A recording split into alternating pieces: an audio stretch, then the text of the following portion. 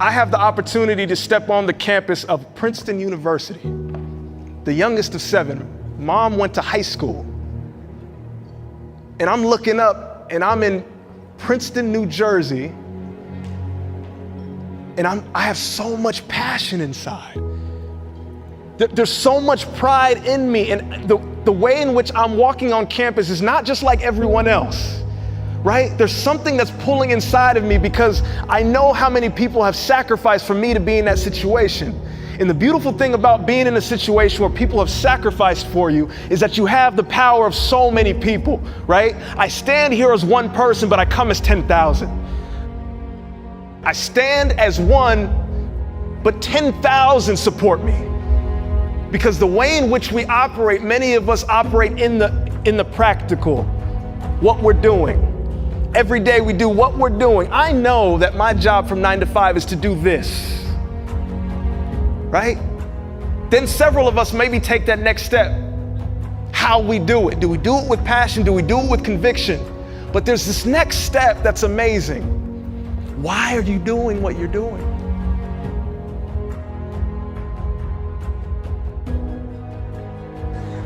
Who's your why? Who are the people in your life right now? Who are the people in your life who you can see their face and you say, you know what? Because of you, I will do more, be more, and become more. Because of you, I will do more, be more, and become more.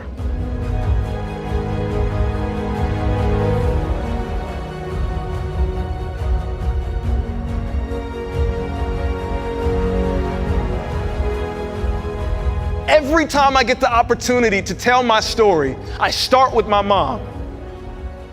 She is me. Her heart is my heart. Everything that I do, I know the sacrifice. I know the sacrifice. And the most amazing part is I believe that each and every one of us can bring that passion to what we do if we remember who our why is. If we identify it so clearly on a day-to-day basis of why are we getting up at 6 a.m. again? Why are we doing this, right? And there are certain people in our lives that allow us to continue on, that allow us to push forth.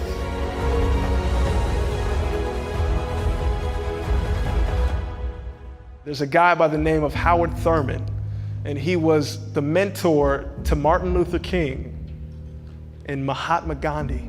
He was a deeply spiritual and reflective man. And the way in which he wrote and the way in which he spoke, everything that I read from him, it's just like powerful. But this one quote is fitting. Don't ask what the world needs. Ask yourself what makes you come alive. Because what the world needs is people who have come alive. Don't ask what the world needs. If you saw the most amazing part of when each and every individual was sharing their idea, can you feel how much emotion and passion they had in their idea? Right? Gripping the mic like just ready to, because this was an idea. When you have a great idea, it comes from somewhere deep. Right? It allows you, every single one, when I'm listening and you guys are listening to these stories, there's a passion behind it. There's a helping a community behind it. There's not only a what's your why, but who's your why behind it. There's a vision. So the quote again is, do not ask what the world needs. Ask yourself, what makes you come alive? Because what the world needs is people who have come alive.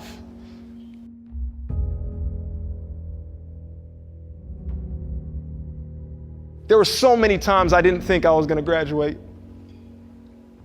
I'll be 100% honest with you. There were so many times where it was so difficult. And I remember in 2013, and this is kind of my story, the reason where that TED Talk came from, the reason why I wrote How to Network in College for Students. And I can remember graduating, imagine, from the #1 academic institution in the country, unemployed, and going, what?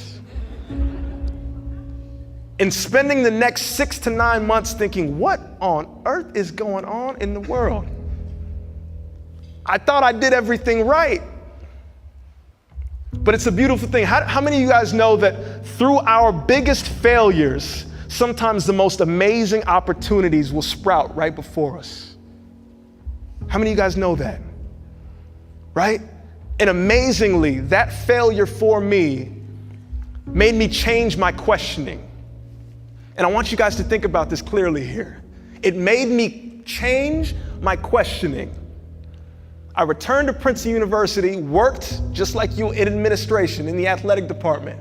And I'm looking around and I'm remembering how much pain and how much confusion I had. And I remember asking the question, why didn't I get a job when I graduated? Why was it so difficult for me? And there was a turn when I asked a new question and things started to change. Instead of saying, why doesn't Princeton do this for me? I asked, what can I do for Princeton? Right? In the midst of not knowing what's happening, instead of asking, why can't Princeton do this for me? I asked the question, what can I do in my shoes, from my perspective, in my stance, to contribute to this amazing community? How can I make this great community even better? And it hit me, and I said, you know what? There might be other student athletes just like me who don't understand the concept. So I created a program. The program was called Profound Ivy. It was a mentoring program. And I said, can I get some of the student athletes together and we'll come in and we'll talk about networking and professional development and academic efficiency?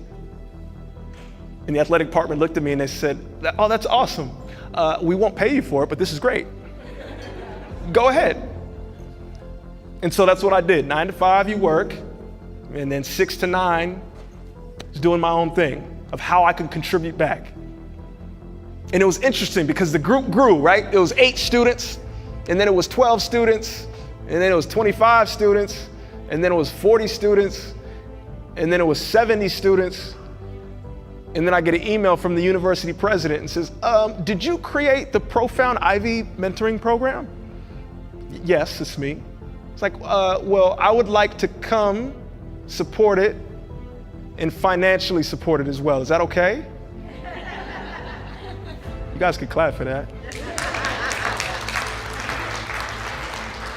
There's a point here. I want to drill this in. And I remember at that moment, and I thought to myself, I was just one guy out of a 130 person department with one idea that came from me changing my question from being a selfish act to a selfless act. From what can this community give me to what can I contribute to this community? I'll say that one more time. I changed the question in my head from what can this community give me to what can I contribute to this community?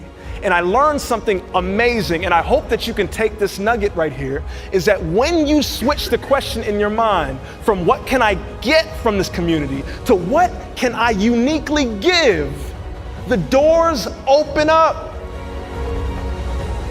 Opportunities come flooding through. It's an amazing mindset perspective. It's amazing change. Something that I learned at the age of 24, and I will never forget to this day. Every community that I'm a part of, any door that I walk in, my first question is 5149. What can I give to this situation? If you guys see, I'm walking around and I have this shirt and 2 words are plastered on my chest, and it says, one says inform and the other says inspire. And they're 2 words that I absolutely live by. Inform. Right? Inform means the information that's coming to you from the outside, right? How do we take information from the outside to make us better? Second word is inspire. Everybody say inspire.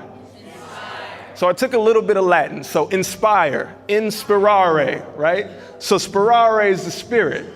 So the spirit within. So information comes from without, inspiration comes from within. And when you put the two together, you can do some amazing things.